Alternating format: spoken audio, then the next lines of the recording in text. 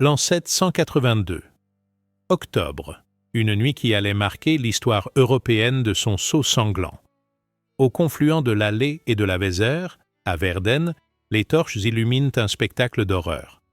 4500 têtes saxonnes tombent sous les épées franques, d'un seul ordre, d'une seule volonté, celle de Charles, que l'histoire appellera Charlemagne. Ce roi franc qui bâtit l'Europe chrétienne n'était pas qu'un unificateur visionnaire. Il était aussi l'homme qui ordonna l'un des massacres les plus terrifiants du Moyen Âge. Une tuerie méthodique, planifiée, exécutée de sang-froid. Pourquoi l'empereur vénéré par l'Église catholique a-t-il ordonné cette boucherie? Comment un seul homme peut-il décider du sort de milliers d'autres en une nuit? Cette histoire vraie révèle la face sombre de celui qui forgea l'Europe. Une vérité historique que les manuels scolaires préfèrent oublier. Pourtant, les sources de l'époque ne mentent pas. Les annales royales franques, écrites par les chroniqueurs de Charlemagne lui-même, décrivent en détail cette nuit sanglante. Elles témoignent d'une réalité brutale. L'Empire carolingien s'est construit sur des montagnes de cadavres. Tout commence en 772. Charlemagne n'a que 30 ans, mais déjà une ambition dévorante. Soumettre l'Europe entière au christianisme et à son autorité.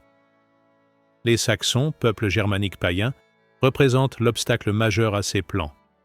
Ces guerriers farouches occupent le territoire qui correspond aujourd'hui au nord-ouest de l'Allemagne. Ils vénèrent leurs anciens dieux, pratiquent leurs rituels ancestraux et refusent catégoriquement la religion du Christ.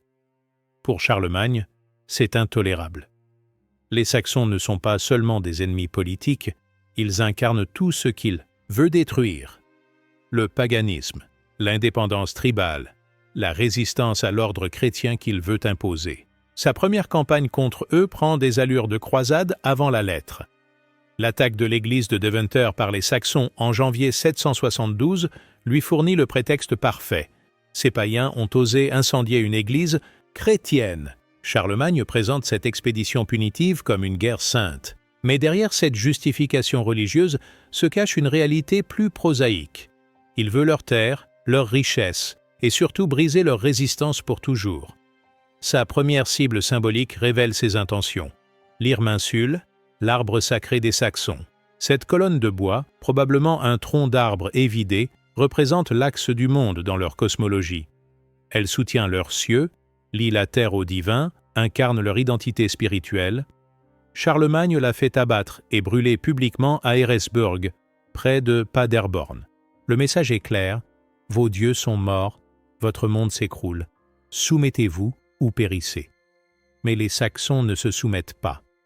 Dès que Charlemagne tourne le dos pour guerroyer en Italie contre les Lombards, ils se révoltent, ils reconstituent. Leurs forces attaquent les garnisons franques, massacrent les missionnaires. Cette résistance obstinée va durer 32 ans, de 772 à 804.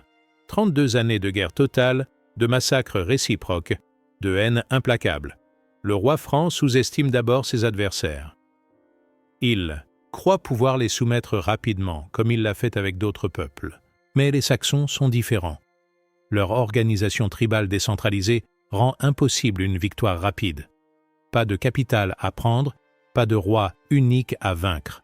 Juste des milliers de guerriers répartis sur un territoire immense, prêts à mourir pour leur Dieu et leur liberté.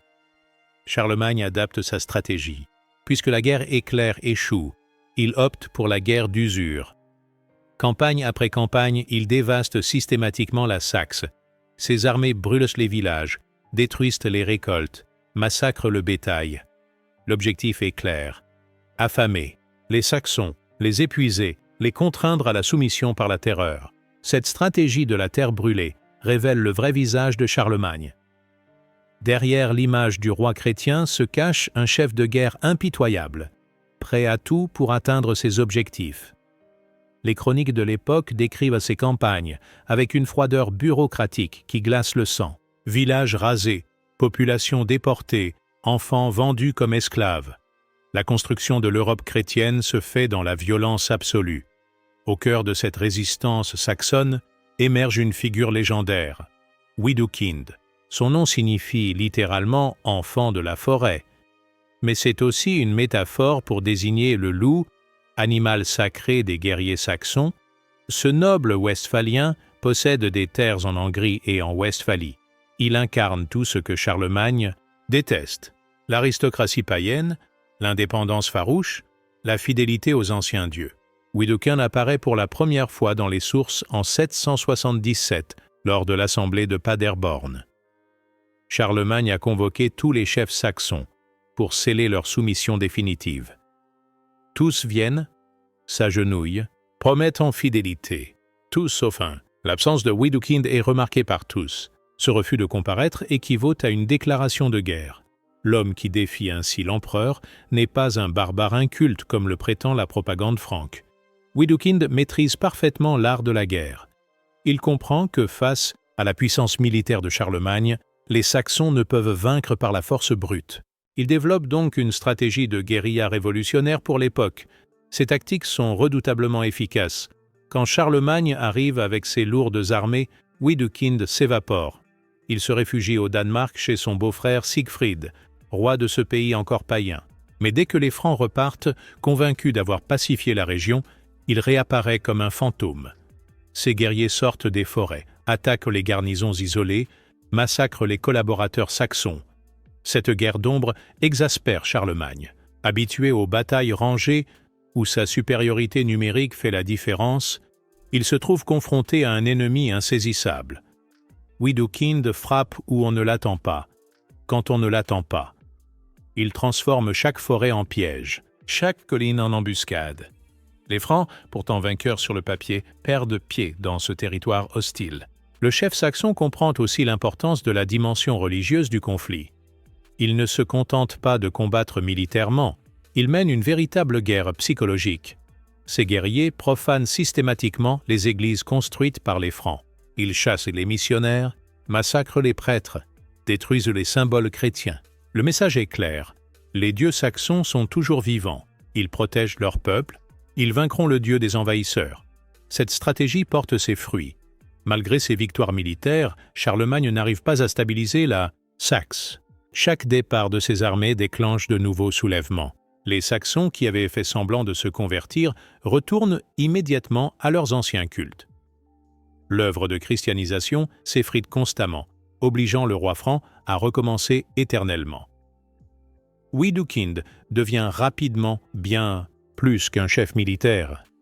Il incarne l'âme de la résistance saxonne. Tant qu'il reste libre, l'espoir demeure vivant. Sa simple existence prouve que l'empire de Charlemagne n'est pas invincible. Cette dimension symbolique explique l'acharnement avec lequel le roi franc le poursuit. Capturer ou tuer Widukind représente bien plus qu'une victoire tactique.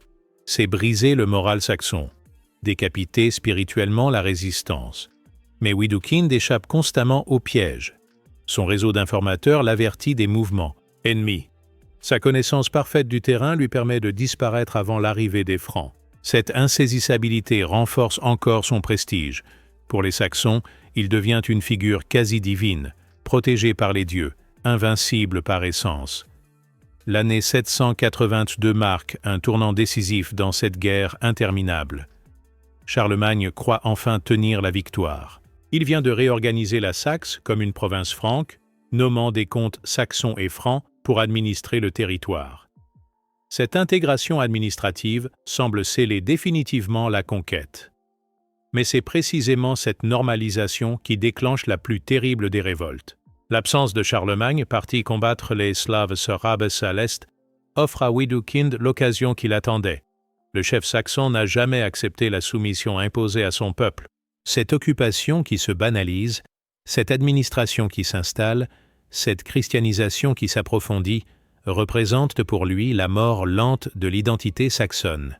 Il faut frapper un grand coup pour réveiller la fierté de son peuple. Sa stratégie est parfaitement calculée. Plutôt que de s'attaquer directement aux Francs, il commence par soulever les Saxons contre leurs propres élites collaboratrices. Ces nobles Saxons qui ont accepté titres et terres en échange de leur soumission deviennent ses premières cibles. En les éliminant, il démontre que la trahison ne paie pas, que les anciens dieux puniront ceux qui les renient. Cette guerre civile interne déstabilise complètement l'édifice administratif mis en place par Charlemagne. Les comtes saxons ralliés aux Francs sont assassinés ou contraints à la fuite. Les églises construites avec tant d'efforts sont incendiés. Les missionnaires sont massacrés ou chassés. En quelques semaines, des années de travail d'intégration partent en fumée. Charlemagne ne peut pas ignorer cette rébellion majeure. Mais il fait l'erreur de ne pas venir en personne écraser la révolte. Confiant dans la supériorité militaire de ses troupes, il délègue cette tâche à 3 de ses lieutenants, Adalgis, Geilo et Worad. Ces généraux expérimentés reçoivent l'ordre de mater rapidement le soulèvement et de ramener Widukind, mort ou vif. C'est une erreur fatale. Ces commandants sous-estiment complètement leur adversaire. Ils appliquent des tactiques classiques face à un ennemi qui maîtrise parfaitement la guerre irrégulière. Persuadés de leur supériorité, ils se lancent à la poursuite de Widukind sans précaution suffisante. Le piège se referme au Mont Suntel, massif montagneux qui domine la vallée de la Weser. Widukind a choisi ce terrain avec un art consommé. Les pentes escarpées, les forêts denses, les passages étroits neutralisent l'avantage numérique des Francs. Leur lourde cavalerie, si efficace en terrain découvert, devient un handicap dans ce labyrinthe de rochers et de ravins. La bataille tourne rapidement au désastre pour les Francs. Leurs colonnes s'étirent sur les sentiers de montagne, perdent leur cohésion, s'exposent aux embuscades. Widukind attaque avec ses guerriers westphaliens et angriens au moment précis où l'ennemi est le plus vulnérable. Les Saxons connaissent chaque rocher, chaque sentier. Ils frappent, disparaissent, réapparaissent ailleurs. Le massacre est total. Adalgis et Geilo périssent dans la mêlée, ainsi que 4 comtes et une vingtaine d'autres nobles francs. L'armée franque, décimée, fuit en désordre. C'est la première fois depuis des années que Charlemagne subit une défaite aussi cuisante. L'onde de choc se propage dans tout l'Empire carolingien. Cette victoire de Widukind dépasse largement son importance militaire. Elle prouve que l'Empire de Charlemagne n'est pas invincible. Elle redonne espoir à tous les peuples soumis par la force. Elle démontre qu'une résistance bien organisée peut encore vaincre l'occupant, même face à un adversaire apparemment tout-puissant. Mais cette victoire va aussi déclencher une riposte d'une violence inouïe, car Charlemagne ne supporte pas l'humiliation. La mort de ses lieutenants, l'anéantissement de son armée, le prestige perdu exigent une vengeance exemplaire, une vengeance qui marquera l'histoire de son sceau sanglant. La nouvelle de la défaite du Suntel frappe Charlemagne comme un coup de tonnerre. Ses envoyés spéciaux lui apportent les détails du désastre. Ses meilleurs généraux morts, son armée anéantie, son prestige effondré. Pour la première fois depuis des années, l'empereur invincible découvre le goût amer de la défaite, et ce goût lui est insupportable. La réaction de Charlemagne révèle sa vraie nature. Derrière l'image du roi chrétien se dévoile un chef de guerre dont l'orgueil blessé ne connaît plus de limites. Cette défaite n'est pas seulement un revers militaire, c'est une humiliation personnelle qui exige réparation. Une réparation qui ne peut se mesurer qu'en sang versé. Il abandonne immédiatement sa campagne contre les Sorabes. Tous ses objectifs passent au second plan face à l'urgence absolue. Châtier les Saxons avec une violence telle qu'ils n'oseront plus jamais se révolter. Il rassemble en hâte toutes les forces disponibles, recrute des contingents supplémentaires, mobilise l'ensemble de son empire pour cette expédition punitive. L'armée qui se dirige vers la Saxe n'a plus rien d'une force d'occupation classique. C'est un instrument de terreur, conçu pour détruire, pour exterminer, pour terroriser. Charlemagne ne cherche plus à conquérir ou à administrer. Il veut punir avec une cruauté exemplaire qui découragera toute rébellion future. Sa stratégie est d'une simplicité terrible. Puisque les Saxons soutiennent Widukind, tous les Saxons sont coupables. Puisqu'ils protègent les rebelles, ils sont tous des rebelles. Cette logique implacable va justifier l'injustifiable, le massacre de milliers d'innocents, au nom de la responsabilité collective. L'arrivée de l'empereur, en Saxe sème immédiatement la panique. Les populations fuient devant ses colonnes, abandonnant villages et récoltes. Mais Charlemagne ne se contente pas de poursuivre les fuyards. Il applique une stratégie plus retorse, plus cruelle. Diviser pour mieux régner. Il fait savoir qu'il épargnerait ceux qui livreraient les vrais coupables. Cette promesse fallacieuse vise à briser la solidarité saxonne, à dresser les tribus les unes contre les autres. Beaucoup de chefs saxons, terrifiés par les représailles annoncées, tombent dans le piège. Ils espèrent sauver leur peuple en sacrifiant quelques boucs, émissaires. La manœuvre fonctionne parfaitement. Face à l'armée de Charlemagne campée près de Verden, au confluent de l'Aller et de la Vézère, une délégation de nobles saxons vient implorer la clémence impériale. Ils promettent de livrer tous ceux qui ont participé à la rébellion. Ils jurent leur fidélité éternelle. Ils offrent otages et tribut. Charlemagne accueille ces supplications avec une fausse bienveillance. Il accepte leurs serments, leurs promesses, leurs offrandes. Il se montre magnanime, compréhensif, prêt au pardon. Mais derrière cette façade, sa décision est déjà prise. Il ne cherche pas la réconciliation. Il veut la soumission absolue par la terreur. Les chefs saxons, rassurés par cette apparente clémence, acceptent de désigner les vrais responsables de la révolte. Ils livrent 4500 hommes accusés d'avoir participé au combat ou soutenu Widukind. Ces hommes se rendent sans résistance, convaincus qu'ils bénéficieront d'un jugement équitable ou tout au plus d'une peine légère. C'est exactement ce que voulait Charlemagne. Il tient maintenant ses victimes, désignées par leurs propres compatriotes, livrés sans combat. Le piège s'est refermé parfaitement. Ces hommes ignorent encore qu'ils viennent de signer leur arrêt de mort. Ils ne savent pas qu'ils vont servir d'exemple pour terroriser toute l'Europe. Le 28 octobre 782, cette date restera gravée dans les mémoires comme l'une des plus noires de l'histoire européenne. À Verden, au confluent de l'Aller et de la Vézère, Charlemagne s'apprête à franchir une ligne rouge que même ses ennemis n'avaient jamais imaginée. L'empereur chrétien va ordonner un massacre de masse qui éclabousse à jamais sa mémoire. Les 4500 Saxons livrés par leur propre chef ne se doutent de rien. Ils croient encore à un jugement, à des négociations, à une possible clémence. Certains espèrent même être incorporés dans l'armée franque, comme cela s'est déjà produit par le passé. Ils ignorent ce que Charlemagne a déjà scellé leur sort. L'empereur réunit son conseil de guerre dans sa tente. Ses conseillers débattent du sort à réserver aux prisonniers. Certains plaident pour la modération, déporter ces hommes, les vendre comme esclaves, les enrôler de force. D'autres suggèrent d'exécuter seulement les chefs les plus compromis. Mais Charlemagne rejette toutes ces propositions. Sa logique est implacable et terrifiante. Ces hommes ont trahi leur serment. Ils ont versé le sang franc, ils ont défié l'autorité impériale. Leur crime ne peut recevoir qu'une seule réponse, la mort. Mais pas n'importe quelle mort. Une mort publique, spectaculaire, mémorable. Une mort qui servira d'exemple à tous ceux qui seraient tentés de défier l'Empire. L'ordre tombe comme un couperet. Tous les prisonniers seront exécutés par décapitation. Tous, sans exception, sans distinction d'âge ou de rang. Cette sentence glaciale révèle la vraie nature de Charlemagne. Derrière le masque du roi chrétien se cache un tyran, capable de froideur absolue quand ses intérêts l'exigent. Les Bläden, préparatifs du massacre, commencent immédiatement. Il faut organiser l'exécution de 4500 hommes en une seule journée. C'est un défi logistique considérable qui révèle l'ampleur de la planification. Rien n'est laissé au hasard dans cette mécanique de mort. Les prisonniers sont divisés en groupes pour faciliter les exécutions. Des billots sont installés le long de la rivière Aller. Les bourreaux sont désignés parmi les soldats francs les plus expérimentés. Des fosses communes sont creusées pour recevoir les corps. Tout est prévu, calculé, organisé avec une efficacité bureaucratique qui glace le sang. Quand l'aube se lève sur Verden, le spectacle est dantesque. Les prisonniers saxons découvrent enfin leur véritable sort.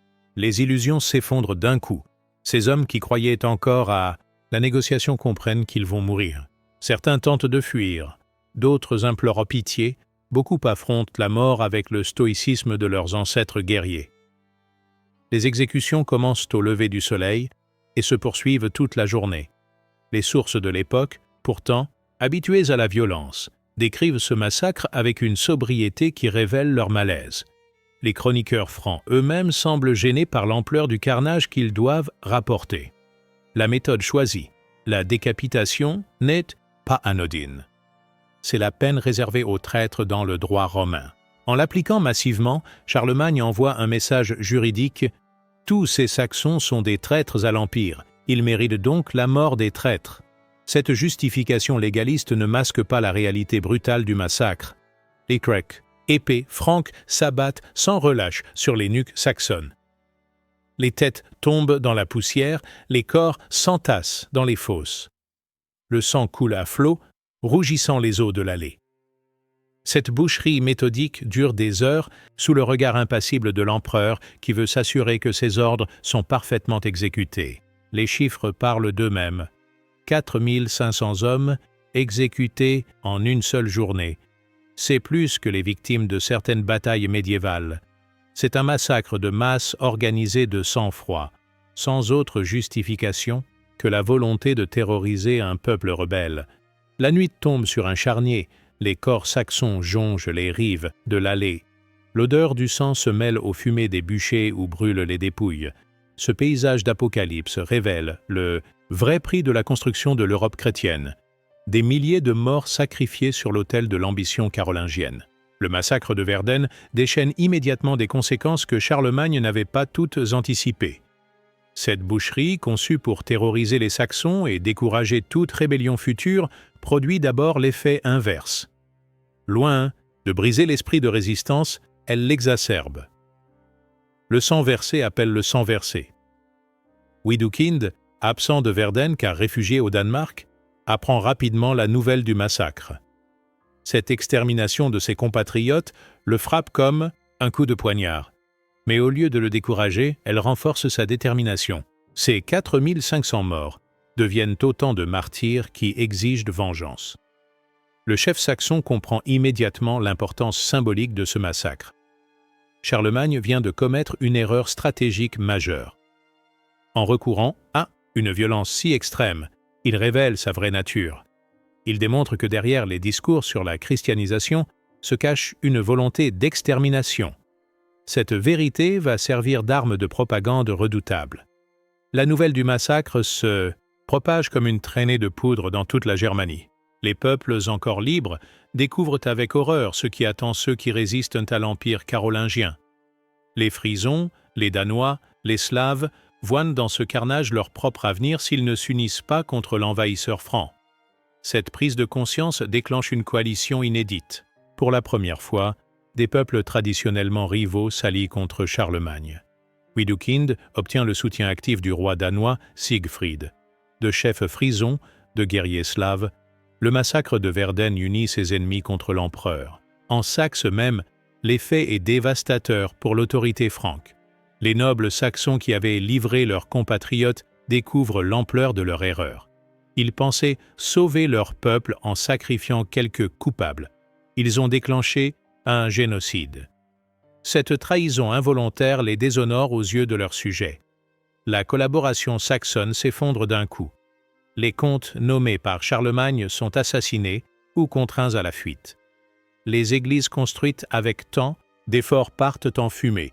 L'administration franque s'évapore face à la colère populaire. Tout l'édifice politique patiemment bâti s'écroule en quelques semaines. Charlemagne découvre que la terreur pure n'est pas un instrument de gouvernement durable. Elle peut détruire, elle ne peut pas construire. Les Saxons survivants ne se soumettent plus par conviction ou par intérêt, mais seulement par peur. Et cette peur alimentée par la haine devient explosive à la première occasion. La guerre reprend avec une violence inouïe. Mais ce n'est plus le même conflit qu'avant Verden.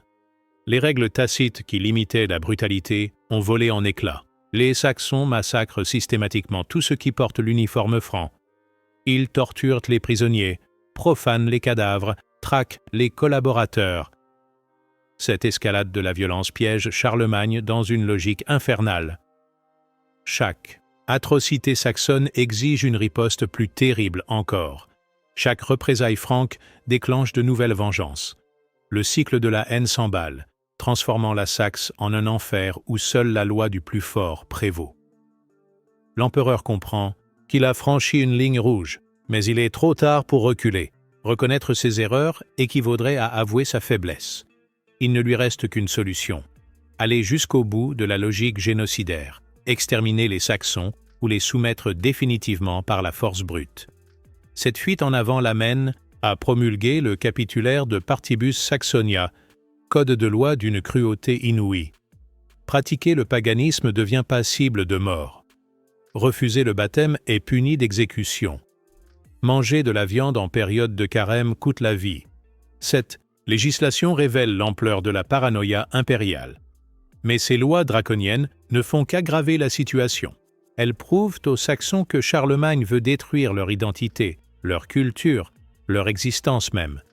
Face à un ennemi qui ne leur laisse le choix qu'entre la conversion forcée et la mort, ils choisissent la résistance totale. La guerre se transforme en guérilla généralisée. Widukind, revenu clandestinement de son exil danois, organise un réseau de résistance sophistiqué. Ces guerriers frappent partout et nulle part, terrorisant les occupants, sabotant l'administration, assassinant les collaborateurs. Charlemagne doit mobiliser des forces considérables pour maintenir un semblant d'ordre en Saxe. Pour la première fois, il est contraint d'hiverner sur place avec ses troupes, rompant avec la tradition qui voulait que les campagnes militaires s'arrêtent au premier froid. Cette mobilisation permanente coûte très cher à l'Empire. 3 années passent après le massacre de Verden. 3 années de guerre totale, de destruction systématique, de violence inouïe. La Saxe n'est plus qu'un champ de ruines fumantes.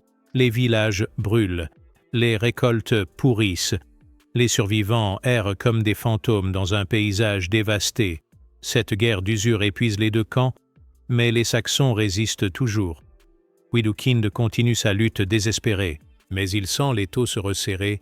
Ses alliés l'abandonnent un à un.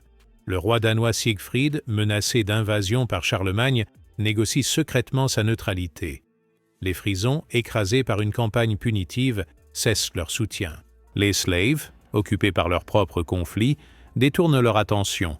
Le chef saxon se retrouve progressivement isolé. Ses guerriers tombent un à un dans les embuscades franques. Ses refuges sont découverts et détruits. Ses ressources s'amenuisent.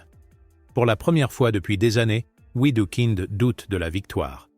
Il commence à comprendre que sa résistance, aussi héroïque soit-elle, ne peut indéfiniment tenir face aux moyens quasi illimités de l'Empire carolingien. Charlemagne, de son côté, paie chèrement cette guerre interminable. Ses finances s'épuisent. Ses nobles grognent contre cette mobilisation permanente qui les éloigne de leur domaine. L'opinion publique franque commence à s'interroger sur le coût humain et financier de cette conquête qui n'en finit pas. L'empereur comprend qu'il doit trouver une solution politique au problème saxon. C'est dans ce contexte d'épuisement mutuel que naît l'idée d'une négociation. Mais comment approcher Widukind, ce fantôme insaisissable qui échappe à toutes les poursuites? Comment convaincre cet ennemi irréductible d'accepter des pourparlers avec celui qui a massacré ses compatriotes? La solution vient d'un réseau d'intermédiaires saxons modérés. Ces hommes, terrifiés par la destruction de leur pays, cherchent désespérément une issue au conflit. Ils entament discrètement des contacts avec les deux camps, explorant les possibilités de compromis. Leur travail souterrain finit par porter ses fruits. En 785, 3 ans après Verden, un message secret parvient à Widukind. Charlemagne propose des négociations. L'empereur garantit la vie sauve au chef saxon s'il accepte de discuter. Cette offre plonge Widukind dans un terrible dilemme. Peut-il faire confiance à celui qui a ordonné le massacre de 4500 de ses compatriotes? Pourtant, la situation de son peuple le pousse à considérer cette proposition. La Saxe agonise. Chaque jour de guerre supplémentaire, ça coûte des centaines de vies saxonnes. Ses derniers fidèles le supplient de trouver une solution.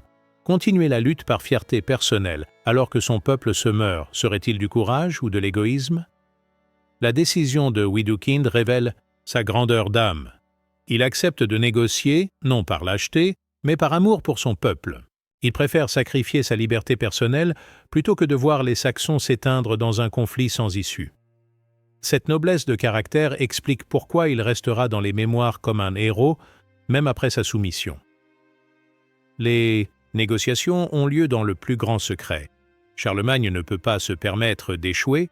Si Widukind refuse ses conditions ou s'il s'évade, l'empereur perdrait la face définitivement. Toutes les précautions sont prises pour assurer le succès de cette rencontre cruciale. Les conditions imposées par Charlemagne sont dures mais pas impossibles. Widukind doit accepter le baptême chrétien, prêter serment de fidélité à l'empereur et renoncer définitivement à toute résistance armée. En échange, il conservera ses terres, ses titres et pourra gouverner sa région sous l'autorité franque. C'est un marché de dupes, mais c'est le seul marché possible. Le 25 décembre 785, jour de Noël, une cérémonie extraordinaire se déroule au palais d'Attigny.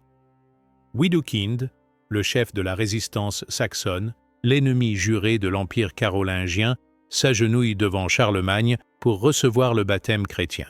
L'empereur lui-même sert de parrain, scellant symboliquement cette réconciliation spectaculaire. Cette conversion publique de Widukind produit l'effet recherché. Le héros saxon reconnaît publiquement la supériorité du christianisme et de l'Empire carolingien. Son exemple entraîne la soumission de ses derniers fidèles. En quelques mois, la résistance saxonne s'effrite comme un château de cartes. La guerre de 30 ans semble enfin terminée. Mais cette paix n'est qu'apparente. Derrière les cérémonies de réconciliation, les plaies restent béantes. Le massacre de Verden n'est ni oublié ni pardonné. Il couve sous les cendres, prêt à ressurgir à la première occasion. Charlemagne a obtenu la soumission de Widukind, mais il n'a pas gagné le cœur des Saxons. Le baptême de Widukind ne marque pas la fin véritable de la résistance saxonne. Malgré la soumission de leur chef légendaire, des foyers de rébellion continuent de s'allumer sporadiquement jusqu'en 804.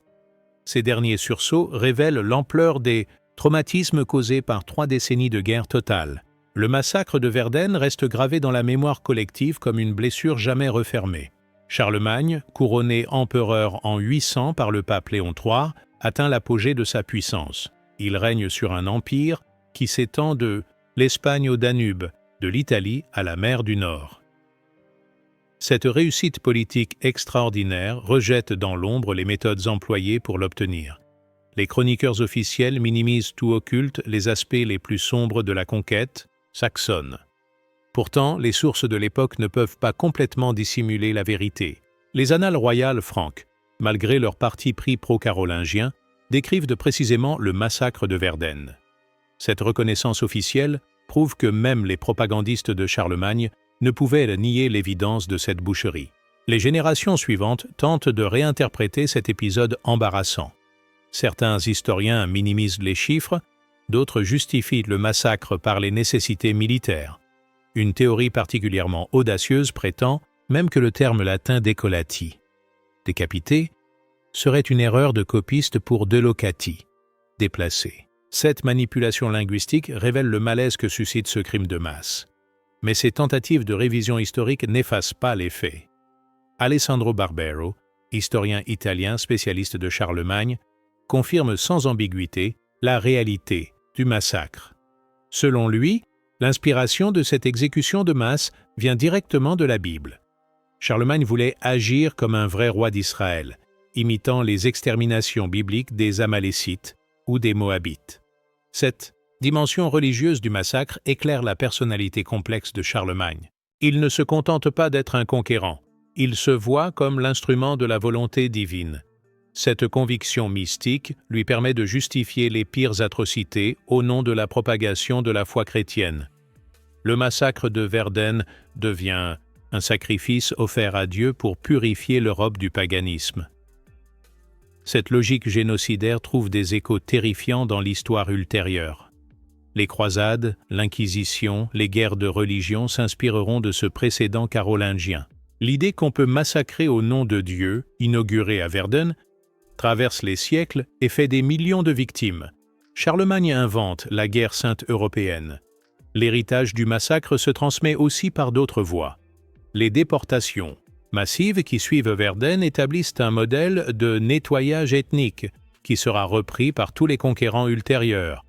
Charlemagne fait déporter 12 000 femmes et enfants saxons qui refusaient le baptême. Ces familles brisées sont vendues comme esclaves ou dispersées dans l'Empire. Cette politique de destruction des identités nationales préfigure les génocides modernes. Charlemagne ne se contente pas de tuer les résistants, il détruit systématiquement la culture saxonne. Les traditions ancestrales sont interdites, les cultes païens éradiqués, la langue saxonne marginalisée. C'est un ethnocide organisé au service de l'unification européenne. Le contraste entre l'image officielle de Charlemagne et la réalité historique de ses méthodes révèle l'hypocrisie fondamentale de l'historiographie occidentale. L'empereur, père de l'Europe, est aussi l'organisateur de l'un des premiers génocides européens. Cette contradiction n'est pas fortuite. Elle révèle comment l'histoire officielle occulte les crimes commis par les grands hommes. Cette amnésie sélective explique pourquoi le massacre de Verden reste largement méconnu du grand public.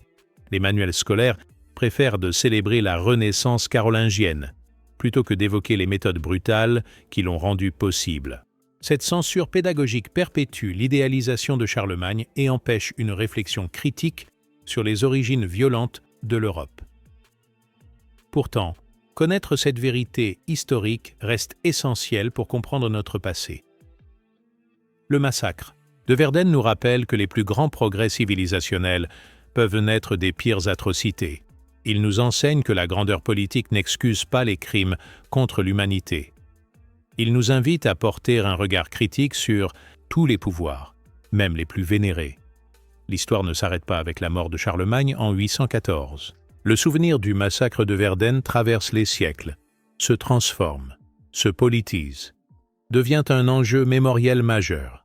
Cette instrumentalisation posthume révèle comment les crimes historiques peuvent être récupérés par des idéologies modernes pour justifier de nouveaux crimes. Pendant des siècles, le massacre reste une affaire d'érudits. Les chroniques médiévales le mentionnent sans s'y attarder. L'Église catholique, embarrassée par cet épisode, préfère l'oublier. Charlemagne est canonisé en 1165 sur ordre de l'antipape Pascal III, malgré ses crimes avérés. Cette sanctification officielle enterre définitivement la mémoire des victimes saxonnes.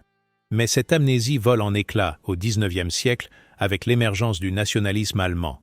Les intellectuels germaniques redécouvrent leur passé pré-chrétien et réhabilitent les résistants païens. Widukind devient un héros national, symbole de l'identité germanique face aux influences étrangères. Par contre-coup, Charlemagne est dénoncé comme un génocidaire. Cette relecture nationaliste du massacre prend une dimension particulièrement dramatique sous le régime nazi. Adolf Hitler et ses idéologues voient dans Verden la preuve de l'hostilité millénaire entre Germains et races inférieures. Ils transforment les victimes saxonnes en martyrs de la pureté raciale, assassinés par un tyran au service des influences judéo-chrétiennes. Cette récupération nazie atteint son paroxysme en 1935, avec la construction du Sachsenhain, mémorial aux victimes de Verden.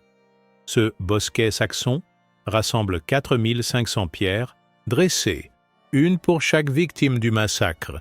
Le site devient rapidement un lieu de pèlerinage pour les SS et les organisations nazies. Ces cérémonies néo-païennes instrumentalisent la mémoire des morts pour légitimer de nouveaux crimes. L'ironie de cette récupération dépasse l'entendement. Les nazis, qui organisent l'extermination systématique de millions d'innocents, se présentent comme les vengeurs des victimes de Charlemagne. Ils dénoncent le massacre de Verden, tout en préparant la Shoah. Cette manipulation cynique révèle comment l'histoire peut être pervertie par les pires régimes. Heinrich Himmler, chef des SS et grand prêtre de l'idéologie raciale nazie, fait de Widukind un modèle pour ses troupes. Le chef saxon devient l'incarnation de la résistance aryenne face aux judéo-chrétiens. Cette mythologie délirante transforme un conflit médiéval en préfiguration de la guerre raciale nazie. Les morts de Verden servent à justifier l'injustifiable. Certains historiens nazis vont encore plus loin dans le révisionnisme. Karl Bauer publie en 1937 un livre intitulé « Les sources du prétendu massacre de Verden » où il nie purement et simplement la réalité du crime. Selon lui, les chroniqueurs auraient confondu décolati, décapité, et delocati, déplacé. Cette négation historique préfigure les futurs négationnismes, mais d'autres idéologues nazis adoptent une stratégie inverse. Hermann Gauch, adjoint d'Himmler, exige que Charlemagne soit officiellement rebaptisé Karl le Boucher en raison du massacre. Alfred Rosenberg, théoricien racial du régime, proclame que Widukind devrait être appelé le Grand à la place de son bourreau. Cette diabolisation de Charlemagne sert à légitimer la rupture nazie avec l'héritage chrétien. Cette instrumentalisation révèle l'ambiguïté fondamentale de la mémoire historique. Les mêmes faits peuvent servir des causes opposées selon l'interprétation qu'on en donne. Le massacre de Verden, crime contre l'humanité pour les uns, devient génocide fondateur pour les autres. Cette plasticité mémorielle explique pourquoi l'histoire reste un enjeu politique majeur. La défaite nazie en 1945 n'efface pas complètement ces manipulations. Le Sachsenhahn existe toujours en Allemagne, bien que dépouillé de sa symbolique nazie. Ce mémorial ambigu interroge sur la manière de commémorer les victimes sans alimenter de nouvelles haines. Comment honorer les morts de Verden sans légitimer les discours de revanche? Cette question traverse toute l'Europe contemporaine. De nombreux peuples conservent la mémoire de massacres anciens qui alimentent leurs ressentiments actuels. Les Serbes invoquent la bataille de Kosovo, 1389, pour justifier leurs crimes en Bosnie. Les Turcs minimisent le génocide arménien en évoquant les massacres ottomans. L'histoire devient l'otage des politiques identitaires. Le massacre de Verden nous enseigne la nécessité d'une approche critique de la mémoire. Il faut condamner les crimes sans alimenter les spirales de vengeance. Il faut honorer les victimes sans diaboliser leurs descendants. Il faut retenir les leçons du passé sans les instrumentaliser pour justifier de nouveaux crimes. Cette sagesse mémorielle reste plus que jamais d'actualité. Plus de 1200 ans après le massacre de Verden, cette tragédie continue d'interpeller notre époque. Loin d'être un simple fait divers médiéval, elle révèle des mécanismes de violence qui traversent les siècles et se retrouvent dans tous les génocides modernes. Analyser lucidement cet épisode permet de mieux comprendre les ressorts profonds de la barbarie humaine. Le premier enseignement de Verden concerne la banalisation progressive de la violence. Charlemagne n'est pas devenu génocidaire du jour au lendemain. Son parcours révèle une escalade graduelle où chaque crime rend le suivant plus acceptable. D'abord la destruction de l'Irminsul, symbole religieux, puis les déportations de population, enfin le massacre de masse. Cette progression fatale montre comment l'engrenage de la violence broie les consciences. Cette escalade suit toujours le même schéma: déshumanisation de l'ennemi, justification idéologique du crime, banalisation administrative du meurtre. Les Saxons deviennent des païens, puis des rebelles, enfin des traîtres qu'il faut éliminer. Cette transformation sémantique facilite le passage à l'acte en effaçant l'humanité des victimes. Le vocabulaire devient complice du crime. Le deuxième enseignement porte sur le rôle des élites dans les génocides. Le massacre de Verden n'est pas l'œuvre d'une foule déchaînée, mais d'une décision politique prise au sommet de l'État. Charlemagne planifie froidement cette extermination, l'organise bureaucratiquement, la supervise personnellement. Cette dimension technocratique du crime révèle la responsabilité particulière des dirigeants dans les atrocités de masse. Plus troublante encore, le massacre reçoit le soutien des élites saxonnes elles-mêmes. Ces nobles qui livrent leurs compatriotes croient sauver leur peuple en sacrifiant quelques coupables. Cette collaboration illustre comment les génocidaires retournent les victimes contre elles-mêmes. La division interne facilite toujours l'extermination externe. Le troisième enseignement concerne l'instrumentalisation de la religion dans les crimes de masse. Charlemagne ne se contente pas de motifs politiques pour justifier ses atrocités. Il invoque Dieu, cite la Bible, se présente comme l'instrument de la volonté divine. Cette sacralisation du crime lui donne une légitimité transcendante qui désarme les consciences et facilite l'obéissance. Cette manipulation religieuse n'est pas spécifique au christianisme médiéval. Tous les génocides modernes utilisent des justifications transcendantes: mission civilisatrice, purification raciale, révolution prolétarienne. Ces idéologies séculières fonctionnent comme des religions politiques qui sanctifient le meurtre. Le fanatisme change de forme, mais sa structure mentale reste identique. Le quatrième enseignement porte sur l'amnésie sélective des sociétés face à leurs crimes. L'historiographie occidentale a longtemps occulté le massacre de Verden pour préserver l'image de Charlemagne, père de l'Europe. Cette censure révèle comment les sociétés effacent leur traumatisme fondateur pour construire des mythes rassembleurs. L'oubli devient un instrument de légitimation politique. Cette amnésie n'est jamais totale. Elle génère toujours des contre-mémoires qui ressurgissent au moment de crise. Les nazis récupèrent Verden pour légitimer leurs propres crimes. Les nationalismes contemporains exhument des massacres anciens pour justifier leur vengeance. L'histoire refoulée revient toujours hanter le présent. Le 5e enseignement concerne l'ambiguïté morale des grands hommes de l'histoire. Charlemagne incarne parfaitement cette contradiction. Fondateur de l'Europe, protecteur des arts et des lettres, promoteur de l'éducation, il est aussi l'organisateur d'un génocide. Cette dualité révèle l'impossibilité de séparer les réussites politiques des moyens employés pour les obtenir. Cette complexité dérange notre besoin de héros et de modèles. Nous préférons les figures univoques, entièrement bonnes ou totalement mauvaises. Mais l'histoire réelle est plus nuancée. Les plus grands bâtisseurs peuvent être des destructeurs, impitoyables. Les civilisateurs les plus raffinés cachent parfois des barbares. Cette vérité dérangeante doit être assumée pour éviter les idéalisations dangereuses. Le 6e enseignement porte sur la résistance face à l'oppression. Widukind incarne un modèle de courage qui traverse les siècles. Face à un ennemi infiniment plus puissant, il refuse la soumission, organise la résistance, accepte tous les sacrifices pour défendre son peuple. Sa lutte désespérée prouve qu'aucune oppression n'est jamais totalement invincible. Mais cette résistance héroïque a ses limites. Widukind finit par se soumettre quand il comprend que la continuation du combat condamnerait son peuple à l'extinction. Cette capitulation révèle les dilemmes tragiques de la résistance. Quand le courage devient-il de l'obstination? Quand la fierté devient-elle de l'égoïsme? Ces questions traversent toutes les luttes de libération. Le dernier enseignement concerne notre responsabilité face à l'histoire. Connaître le massacre de Verden ne suffit pas, il faut en tirer les leçons pour l'avenir. Cette tragédie nous rappelle que la civilisation reste fragile, que la barbarie peut ressurgir à tout moment, que la vigilance démocratique ne doit jamais se relâcher. L'histoire ne se répète jamais exactement, mais ses mécanismes restent constants. Cette vigilance passe d'abord par l'éducation. Il faut enseigner l'histoire dans sa complexité, sans occulter les épisodes embarrassants, sans idéaliser les figures du passé. Il faut développer l'esprit critique face aux propagandes, aux manipulations, aux simplifications.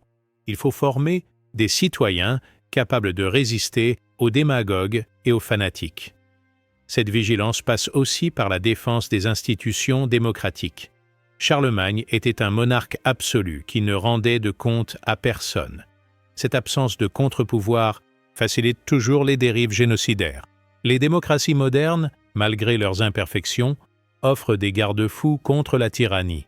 Il faut les préserver et les renforcer. Cette vigilance passe enfin par la solidarité internationale. Le massacre de Verden s'est déroulé dans un monde fragmenté où chaque peuple affrontait seul sa destinée.